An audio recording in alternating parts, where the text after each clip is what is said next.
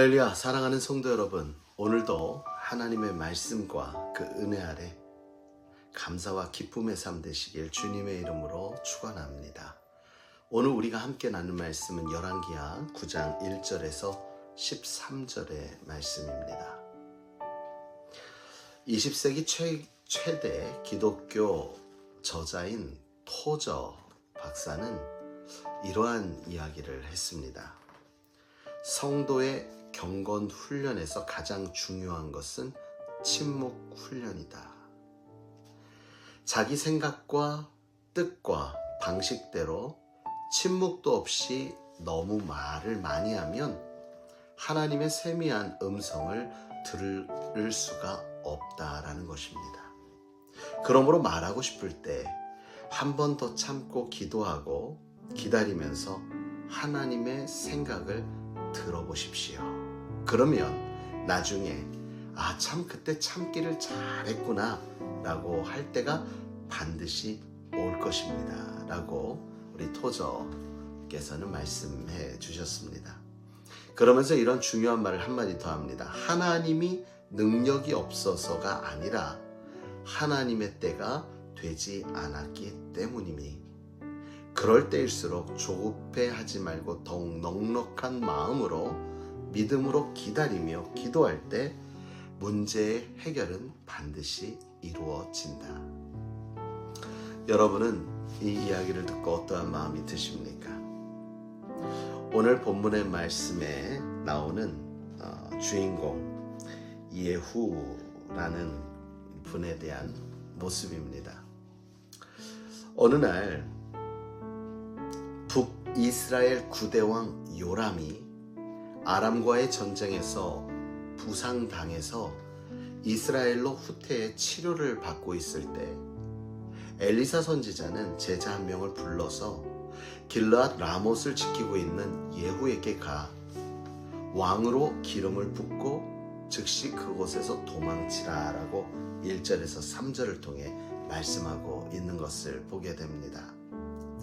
그 명령을 받고 이 청년은 즉시 예후에게 가서 예후를 잠시 따로 불러 스승인 엘리사 선지자가 말한 대로 그 위에 기름을 붓고 이 일 이후에 일어날 일들에 대한 예언을 하면서 당신이 하나님께서 왕으로 세워 기름 부음을 받았습니다 라고 이야기를 하고 나아갑니다.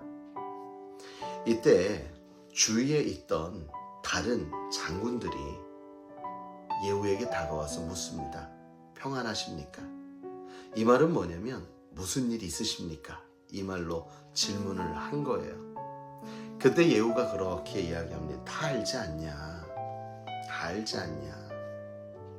그런데요, 그들은 모릅니다. 한번 얘기해 주세요 라고 이야기할 때 이제 12절의 말씀을 보니까 이렇게 이야기하죠.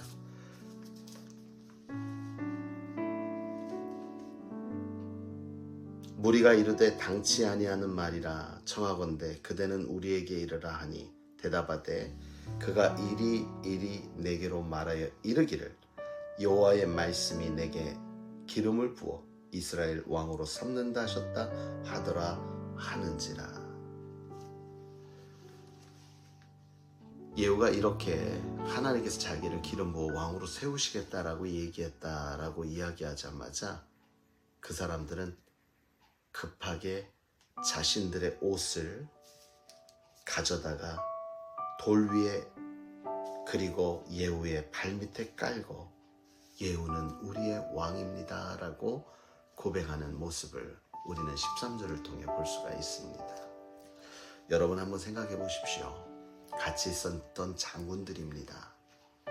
예후가 평소에 어떠한 모습이 있었기에 이들은 그 소리를 듣자마자 그를 왕으로 인정했을까요? 이미 예후는 왕으로서의 충분한 자격이 있었고 주위 사람들로 하여금 왕의 사람이다. 정말 왕이 되어도 부족함이 없는 사람이다라는 인정을 받았던 사람입니다.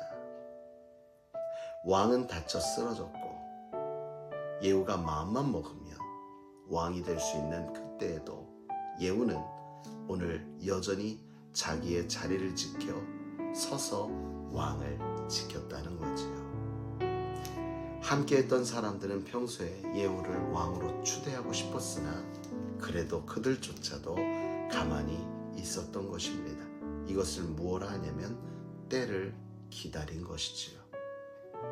하나님의 때가 임하니 하나님의 사람으로 말미암아 기름 부음을 받았고, 그때에 기름 부음을 받으며 이루어질 예후의 사명, 그리고 예후를 통해 이루어질 하나님의 놀라운 능력들을 들으며 예후는 마음 가운데 하나님의 기름 부으심과 말씀의 떨어짐 가운데, 내게 허락된 말씀 가운데 더 믿음으로 허락되어진 그 직분을 감당하고자 하는 믿음의 결단과 함께 이제 준비된 왕으로 이 나라를 다스리기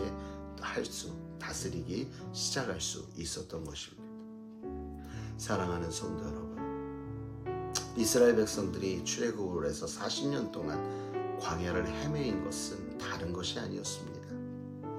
하나님의 때를 기다리지 못하고 그때그때 당하는 상황과 환경에 휘둘려서 입을 조심하지 않고 입으로 범죄하고 마음으로 범죄하고 행동으로 범죄하였기에 그들은 40년이라는 세월 동안 광야를 떠돌아다닐 수밖에 없었습니다. 그래서 하나님께서 여리고 앞에서, 마지막 관문 앞에서 이스라엘 백성들에게 명한 것은 무엇이냐면 내 입을 다물고 돌아라는 것이지요.